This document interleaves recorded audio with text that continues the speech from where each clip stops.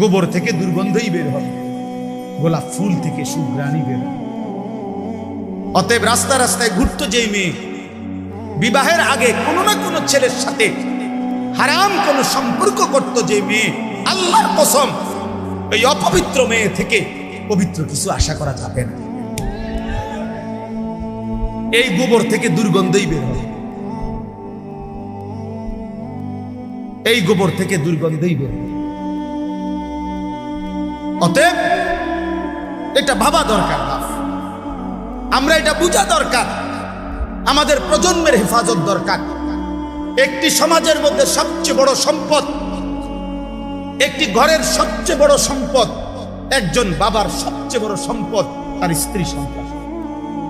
খাট যত দামি হোক দোস্ত, 20 বছর পরে এই খাট ওই ঘরে থাকবে না। পৃথিবীর সবচেয়ে মজবুত কাঠ দিয়েও যদি সোফা বানায় 5 বছর লাগবে না, এটার বার্নিশ উঠে যাবে 3 বছর 4 বছরের ভিতরে। পরবর্তী 20 বছরের ভিতরে ওই ফার্নিচারের নাম গন্ধ ঘরে পাওয়া যাবে না, কারণ